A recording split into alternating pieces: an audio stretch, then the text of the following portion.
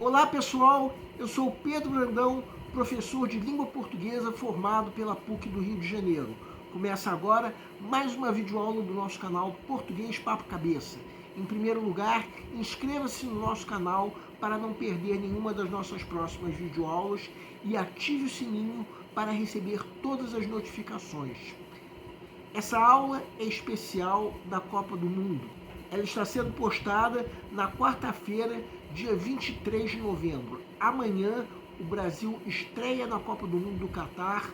Para quem acabou de prestar a prova do Enem, nada como um descanso. Poder assistir os jogos da Copa de uma forma tranquila. Vocês ainda não sabem se foram aprovados ou não. E no fim das contas, ainda vão demorar a saber se foram aprovados.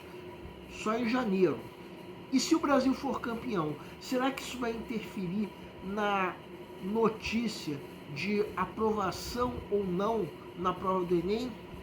E se ele não for campeão? Pelo menos se eu estivesse no lugar de vocês, eu responderia.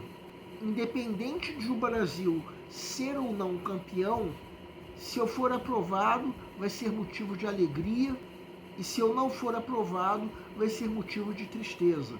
Mas isso é como eu, Pedro Brandão, responderia. Respondam essa pergunta para vocês mesmos. Vou lançar uma outra pergunta. A seleção brasileira te representa? Se para vocês a resposta é óbvia, eu posso garantir que para muita gente a resposta não é tão óbvia assim. Sabe por que para muitas pessoas essa resposta não é tão óbvia? Aí entra uma das coisas que nós vamos discutir nessa videoaula. Vamos nos focar na Copa de 2014, que embora não seja a Copa passada, foi uma história que marcou negativamente a história do nosso futebol. Como também, digamos assim, teve uma repercussão negativa na ideologia do torcedor. Os menores de 20 estavam na escola na época daquela Copa, que teve o Brasil como sede. Provavelmente você que está assistindo essa aula se lembra de que naquela Copa houve o grande massacre do futebol brasileiro. Em pleno Mineirão, o Brasil tomou de 7-1 da Alemanha. Isso aconteceu na semifinal e eu diria que é impossível de se esquecer. Mas uma coisa que nem todo mundo lembra é dos antecedentes daquela Copa. Antes do massacre pela Alemanha, a polêmica daquela Copa estava sendo abordada. O quanto o Brasil gastou para aquela Copa acontecer. Os grandes prejuízos que a Copa trouxe. Entre outras, foram construídos 4 estádios que foram obras superfaturadas e, como já se previa, acabaram entrando em desuso depois da Copa. São elefantes brancos que, além do superfaturamento, também levaram pessoas a perderem a própria casa para a Copa acontecer. Porque para a construção desses estádios, áreas residenciais foram desapropriadas. Quem morava nessas áreas foi obrigado a se mudar simplesmente para a Copa acontecer.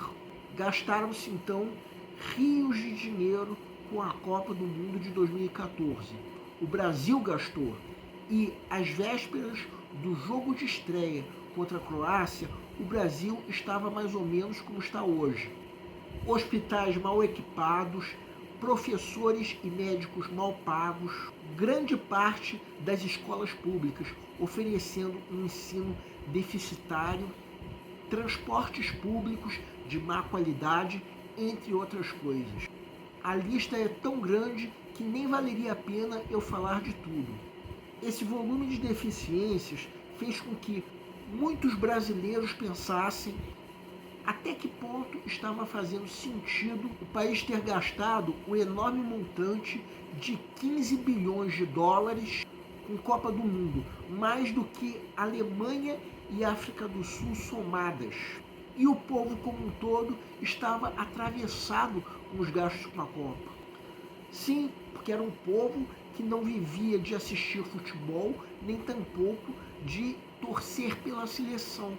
O brasileiro torcia mais para o próprio time do que para a seleção brasileira. E aí entra uma coisa, se alguém comentasse que toda a deficiência da infraestrutura do país era responsabilidade do governo e não dos jogadores, o contra-argumento para isso era que não era possível se separar de forma tão contundente os jogadores da política. Ainda mais sabendo o quanto a maioria dos jogadores brasileiros havia se tornado mercadoria, indo jogar no exterior para serem melhor pagos do que no Brasil. E a consequência de tudo isso foi vista antes da Copa começar. Em outras Copas, as ruas do Brasil estavam enfeitadas com bandeiras do Brasil, cores verde e amarelo, representando a grande paixão brasileira pelo futebol. Mas naquela Copa, isso não tinha acontecido até meados de maio, que foi o mês anterior à estreia da Copa. O clima estava pesado devido a toda a confusão gerada pelo torneio. O próprio jogo de estreia veio a ser realizado no estádio Itaqueirão, em São Paulo, onde havia uma imagem clara da má qualidade de todo o investimento. A cobertura do estádio estava inacabada. À medida que o tempo passava e a estreia da Copa ia se aproximando, as ruas começaram a ficar verde amarelas. Só que o clima ainda estava tenso contra a Copa do Mundo. Vejam essa tirinha de quadrinhos da série Gente Fina, do desenhista brasileiro Bruno Drummond, publicada na revista O Globo. Quem quiser pode dar uma pausa. Trata-se de uma tirinha que reflete exatamente como estava o clima entre os torcedores brasileiros às vésperas da estreia da Copa.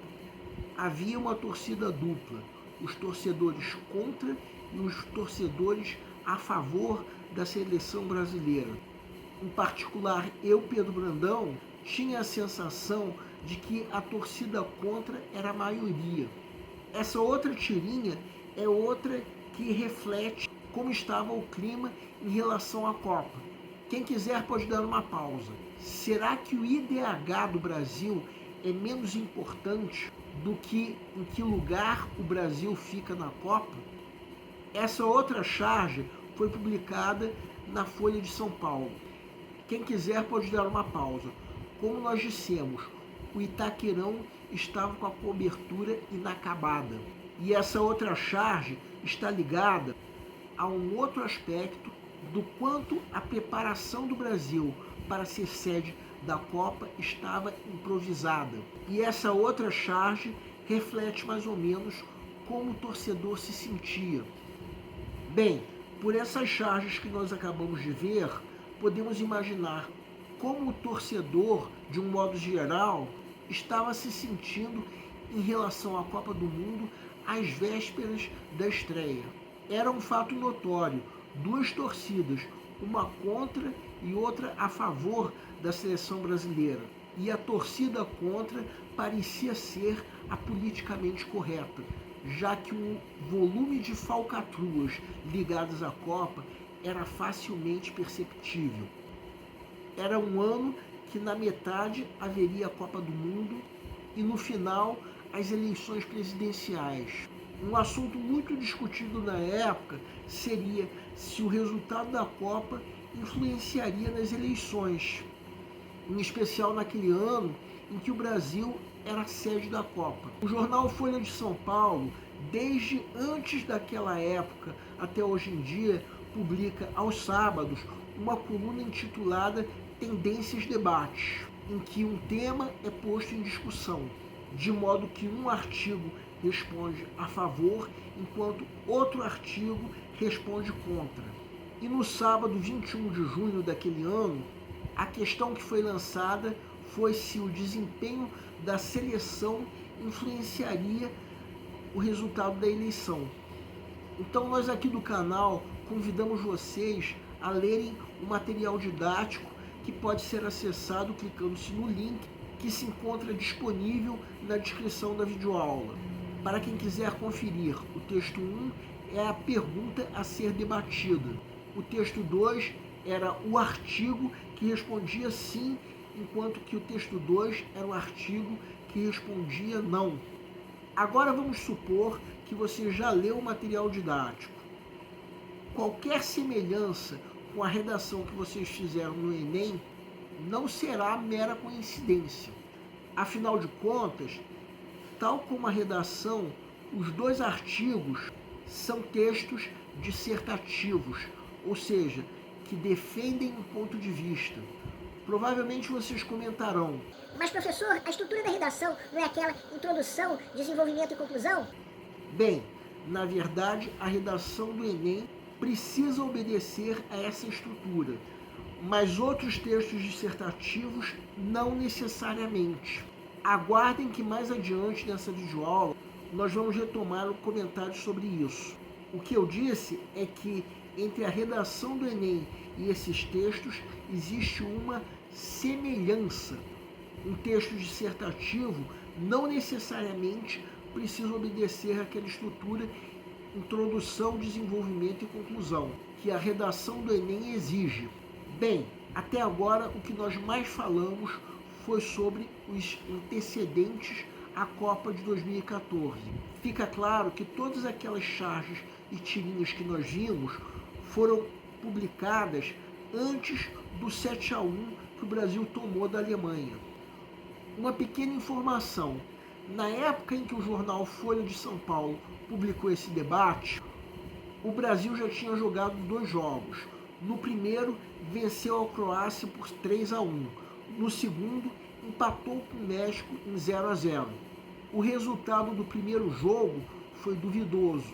A Croácia teve um gol legítimo anulado, enquanto que um dos gols do Brasil foi duvidoso. Isso reforçava a ideia de que a presidenta Dilma Rousseff havia comprado juízes. E o empate com o México foi um exemplo do mau desempenho da seleção.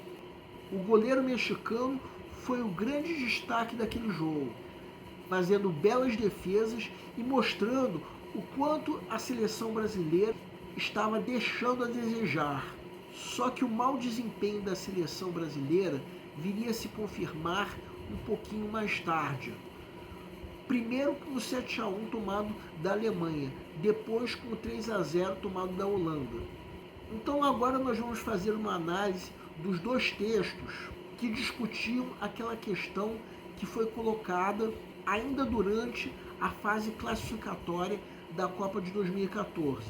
Segue um quadro. Vejam, essa pergunta que vocês estão vendo agora é a que está sendo discutida pelos 2 artigos apresentados no nosso material didático. Então pensem em uma coisa, agora que já passaram na prática mais de 8 anos, e nós já sabemos como foi o desempenho da seleção e qual foi o resultado da eleição de 2014. O desempenho da seleção naquela Copa, espero que concordem, foi medíocre. Depois de chegar às semifinais, o Brasil primeiro apanhou de 7-1 da Alemanha, depois de 3-0 da Holanda. E uma coisa que pouca gente sabe, o saldo de gols do Brasil naquela Copa foi negativo, -1. Antes daquela Copa, a última em que o Brasil havia saído com um saldo de gols negativo havia sido a de 1966. E o resultado da eleição, imagino que todos vocês já saibam, foi a reeleição de Dilma Rousseff, que, como nós já vimos, era presidenta no momento em que o povo estava indignado com a política de seu governo. Ou seja, embora essa pergunta, o desempenho da seleção influenciará a eleição, estivesse sendo discutida por essa coluna na Folha de São Paulo, hoje em dia nós sabemos que a resposta é não. Porque se fosse sim, o desempenho medíocre da seleção impediria a reeleição de Dilma. Então vamos agora fazer uma análise do primeiro artigo, que respondeu sim a essa pergunta. Ele respondeu sim. É o que vocês, de alguma maneira, podem conferir no material didático que vocês leram, bem como na arte final da página, em que os 2 artigos foram publicados. Mas, aproveitando que vocês acabaram de fazer a prova do Enem, vamos supor que numa prova de interpretação de textos caia esse primeiro texto isoladamente e o enunciado da questão pergunte o que se pode afirmar sobre esse artigo. E entre as alternativas venha uma dizendo que o texto defende que o resultado da Copa influenciaria o resultado da eleição. Essa alternativa não seria o gabarito da questão, porque essa alternativa cometeria o erro da contradição, que é a geração de ideias que estão em desacordo com o texto. Se vocês estão achando estranho isso que eu acabei de dizer, reparem esse trecho e reparem que a ideia de todo o prejuízo causado pela Copa ao país ter responsabilidade do governo federal foi colocada como uma percepção distorcida. Mais adiante, o texto ainda coloca que Dilma estava sendo tratada de mal a pior pelos torcedores e que uma possível visita da presidenta à Granja Comari refletiria esses maus tratos. Ou seja, como dizer que o texto isoladamente defende que o resultado da Copa influenciaria o resultado da eleição? Impossível. Se era essa a conduta dos torcedores para com a presidenta, significa dizer que as indignações contra os atos do governo eram independentes dos resultados em campo. Mas atenção para uma coisa, vamos supor que essa questão viesse com um recorte da página, como esse que vocês estão vendo agora. Nesse caso seria diferente. O recorte deixa claro que o texto foi usado para defender a ideia de que o desempenho da seleção influenciaria no resultado da eleição. Então, nesse caso, sim, a alternativa que nós estamos mostrando seria o gabarito da questão. Agora vamos analisar o texto. Isso que vocês estão vendo é o começo resumido do artigo. Segundo esse trecho, naquela Copa a politização era intensa, com um entrelaçamento entre a Copa e as eleições. Eleições essas que vieram a ocorrer no final do ano. Esse outro trecho reflete aquilo que nós já comentamos, o quanto havia um clima de tensão entre os torcedores da seleção. E mais adiante, esse outro trecho mostra de forma quase resumida o motivo de todo esse clima de tensão. O que, como vimos, era uma percepção distorcida, mas o motivo do clima de tensão era esse. Tanto dinheiro gasto com Copa do Mundo, enquanto que a desgraça brasileira era intensa. Hospitais mal equipados, médicos e professores mal pagos, impunidade, entre outros prejuízos, deixavam o povo descontente. E essa charge que nós encontramos na internet demonstra tudo isso. Quem quiser pode dar uma pausa. Vejam agora de que maneira o artigo responde com um sim à pergunta que está sendo debatida. Vejam o que vamos destacar agora em vermelho, que é o que o artigo aponta como um efeito de uma eventual eliminação da seleção antes das semifinais. Peço para que deem uma pausa. E agora eu vou dizer uma coisa que vocês têm todo o direito de discordar. É a maneira como eu, Pedro Brandão, penso.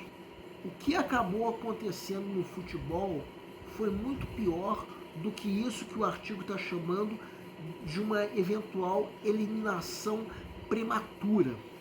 O Brasil chegou às semifinais. Nas semifinais, primeiro levou 7-1 da Alemanha, o que não foi uma derrota qualquer. Uma coisa seria perder por 1 gol de diferença, por 2 gols de diferença, ou ainda por 3 gols de diferença, sendo que nesse último caso já é considerado goleada. Outra coisa é perder um jogo por 6 gols de diferença. Isso sem falar que depois desse primeiro massacre veio o que nós podemos chamar de um meio massacre, os 3-0 que nós recebemos da Holanda. E aí nós tivemos pelo menos um título de 4º lugar, título esse que, na minha opinião, seria melhor que o Brasil não tivesse tido, já que por trás desse título está o grande massacre do futebol brasileiro. Agora vejam o que nós vamos destacar em vermelho agora, que se refere ao que aconteceria se o Brasil fosse campeão. Eu, pelo menos, não concordo com isso, porque o povo não vive de assistir futebol. Isso havia ficado claro nas manifestações de 2013. Então, que alento é esse que seria oferecido a Dilma? Nenhum. Então, senhor Flávio de Campos, com todo respeito, fica claro que o desempenho da seleção não influenciou em nada o resultado da eleição. Segundo você, Dilma era a torcedora número 1 da nossa seleção. A seleção saiu derrotada da Copa por um placar vexaminoso. 3 meses depois, essa presidenta foi reeleita. Então o fato é que o senhor errou nisso que você defendeu, senhor Flávio de Campos. Com todo respeito, errar é humano. Agora, mudando de assunto, quem acabou de fazer a prova do Enem deve ter notado que tanto esse artigo quanto o outro não obedece com rigor à estrutura que é exigida pelo texto na prova de redação. Porque, na verdade, um texto dissertativo não precisa obedecer com rigor àquela estrutura, mas a redação de vestibular aí sim precisa. Bem, no caso, os 2 artigos são textos do tipo dissertativo, porque eles defendem cada um ponto de vista diferente. Um artigo de opinião não precisa obedecer à estrutura de uma redação de vestibular. Eu diria que, para se desobedecer à estrutura, é necessário, antes de mais nada, conhecer essa estrutura. Reparem que vocês leram os 2 textos e entenderam o que cada texto estava defendendo. Só que se qualquer um dos autores fosse prestar prova do Enem, precisariam fazer a redação do Enem obedecer a outra estrutura. Agora vamos voltar àquela suposição de que esse artigo caísse numa prova de interpretação de texto. Outro motivo para essa alternativa estar incorreta seria que o texto coloca essa influência como uma possibilidade, não como uma certeza. Vejam esse trecho que estamos destacando agora em vermelho. Esse trecho usa a forma verbal pode, do verbo poder. Então, no fim das contas, essa ideia de que o resultado da Copa influenciaria o resultado da eleição é, de acordo com o texto, uma possibilidade, não uma certeza. Porque a minha suposição foi que o texto viesse isoladamente na prova. Trata-se de um texto dissertativo, sim, mas se fôssemos perguntar qual a tese que o texto defende, seria isso que estamos destacando em vermelho no primeiro parágrafo. Vejam que é essa a tese que o texto defende. E o texto usa como argumento em defesa dessa tese ideias do tipo como a Copa foi usada como instrumento de manipulação política, usando exemplos não apenas no Brasil, como também em outros países. E a partir daí, o texto lança um encadeamento de ideias até chegar no parágrafo conclusão, que vocês podem reler agora. Se nós utilizarmos mecanismos de coesão textual para esse parágrafo, saberíamos que o que o texto chama de ambas as situações é o que nós estamos destacando agora, também em vermelho, no parágrafo anterior. Ou seja, o máximo que nós podemos dizer é que esse texto coloca a influência do resultado da Copa na eleição como uma possibilidade. Agora vamos analisar o segundo artigo, que responde não à pergunta, ou seja, defende que o desempenho da seleção não influenciaria o resultado da eleição. Quem quiser pode dar uma pausa para perceber que a tese que o artigo defende é isso que nós estamos destacando em vermelho agora. Então, enquanto o outro texto ainda colocou a tese no primeiro parágrafo, esse texto coloca a tese no quarto parágrafo. Se o primeiro texto tinha uma estrutura diferente da exigida pela redação do Enem, esse segundo nem se fala. E a tese que o texto defende é essa, que o sentimento de que a vitória ou a derrota da seleção corresponderia a uma vitória ou derrota também do governo não correspondia à realidade. Nos parágrafos seguintes, nós encontramos uma série de argumentos que o texto usa para defender essa tese. Quem quiser pode dar uma pausa para perceber que o texto usa o que aconteceu em Copas anteriores como exemplos de ocasiões em que o resultado da Copa não correspondeu ao resultado das eleições. Agora vejam esse trecho. Quem quiser pode dar uma pausa para perceber que o que estamos colocando em negrito considera pouco efetiva a utilização do futebol pelos políticos. E esse trecho que nós estamos destacando agora expressa exatamente a ideia de negação à pergunta discutida, colocando que os erros com o processo de organização da Copa têm muito mais influência sobre a eleição do que o desempenho da seleção. E a não influência do desempenho da seleção fica clara nesse trecho que nós estamos destacando agora, de certa forma reafirmando essa ideia logo depois. Já o trecho destacado agora dá uma ideia clara do motivo pelo qual a maioria dos brasileiros não conseguia separar a política do futebol de forma tão contundente. Boa parte dos jogadores haviam se tornado mercadoria para o futebol europeu. E no último parágrafo, um contra-argumento para a ideia de que o futebol é o ópio do povo confirma o quanto o artigo defende a não influência do desempenho da seleção no resultado da eleição. Bem, esses dois artigos foram publicados, como nós já dissemos, quando a Copa de 2014 estava apenas começando. A Copa acabou continuando, o Brasil chegou às semifinais, quando tomou uma sova de 7-1 da Alemanha e depois uma outra meia sova de 3-0 da Holanda. Conseguiu com isso um título de quarto lugar, que, convenhamos, ficou com a cara desse grande vexame. Como eu já disse, eu preferia que o Brasil tivesse sido desclassificado antes das semifinais, já que acabou que nosso futebol deu um grande vexame, seria melhor ele ter sido desclassificado. Bem, ainda falando sobre o que eu vivenciei, fui assistir ao jogo que o Brasil perdeu de 7-1 da Alemanha na casa de um amigo meu. Depois, quando eu cheguei em casa, entrei na internet e encontrei tanta piada sobre o fato que eu cheguei a rir tanto, de modo que no dia seguinte parecia até que eu estava feliz com a derrota.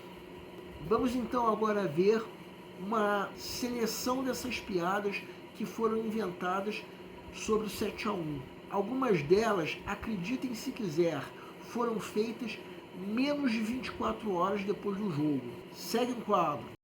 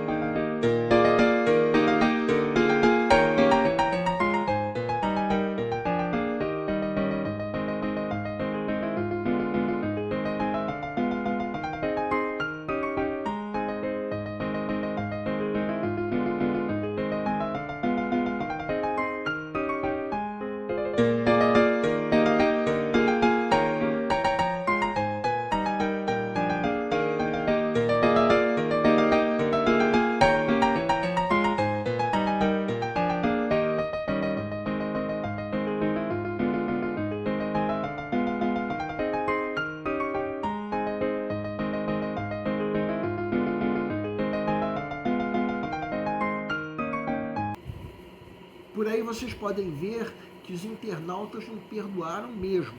E como já falamos, antes da Copa acabar, era notório o quanto o clima estava desfavorável.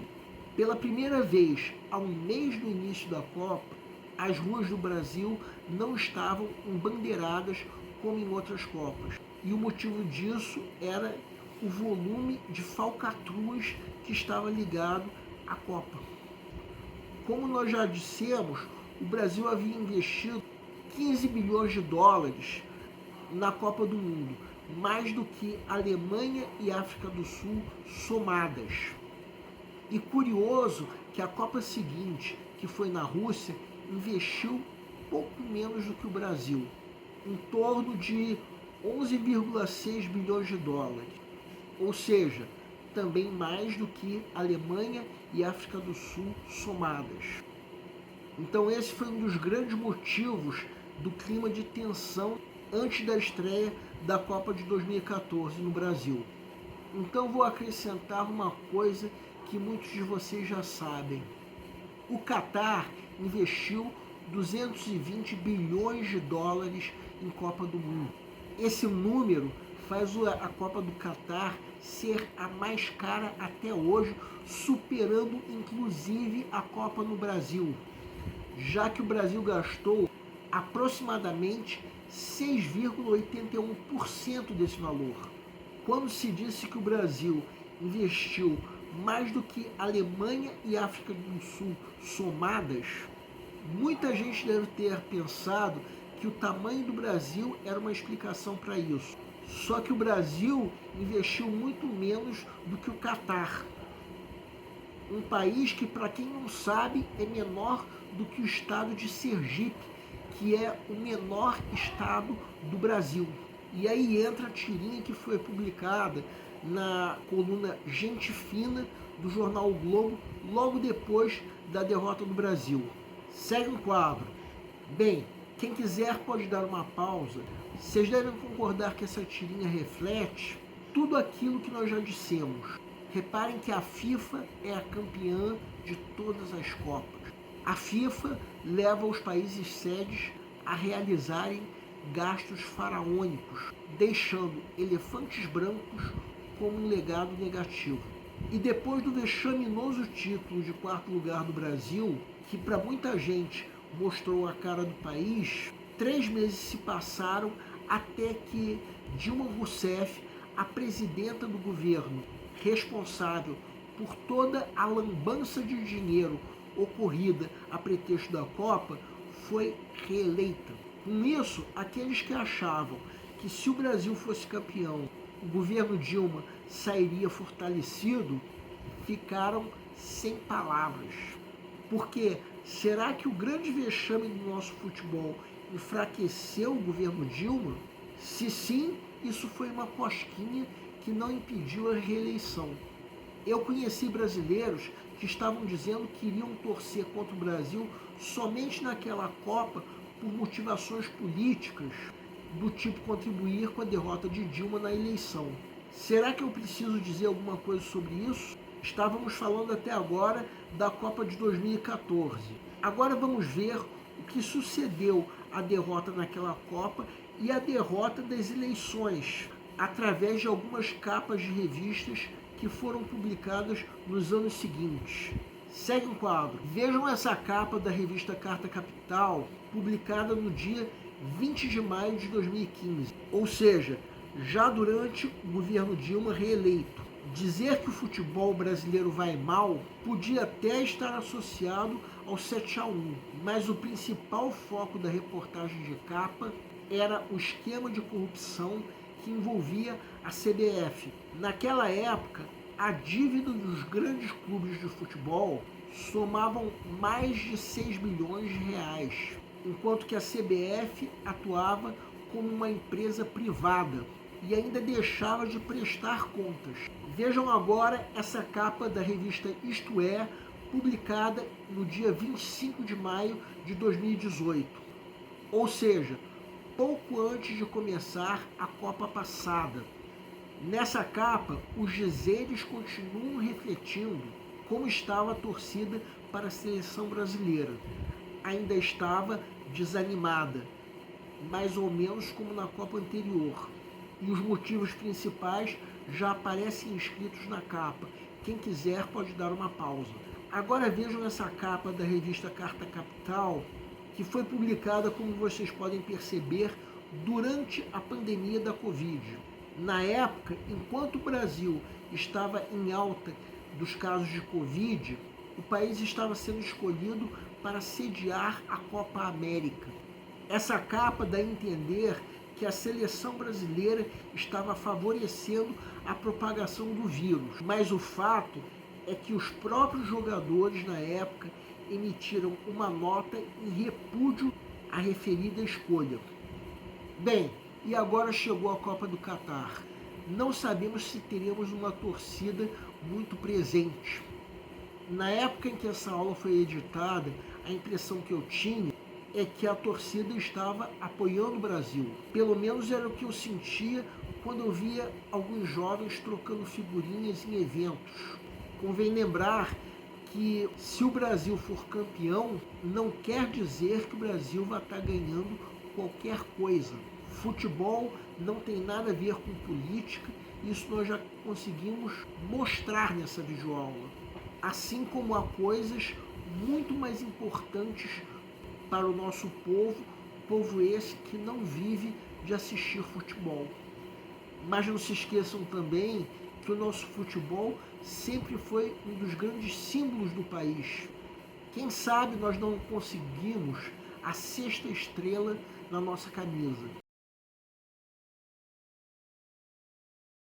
O nosso canal Português Papo Cabeça antigamente se chamava Aprenda a Língua Portuguesa. Cada vez mais nós estaremos focados em vocês, que estão movendo a roda da história para que seja criado um futuro melhor para todos. Então, o nosso foco principal continua sendo os vestibulandos, que terão no nosso canal uma fonte importante de estudo de língua portuguesa, onde nós ensinaremos os recursos da nossa língua para que possam, em primeiro lugar, escrever de forma adequada, entre outros textos, a redação do vestibular. Em segundo lugar, para que possam interpretar textos de forma adequada, não apenas numa prova de vestibular ou concurso, mas também na leitura de textos que ajudarão vocês a se manterem atualizados. Cada vez mais nós teremos no nosso canal um Papo Cabeça. Ensinaremos nossa língua sim, mas de forma a estimular a inteligência que nasceu dentro de vocês e que precisa ser estimulada.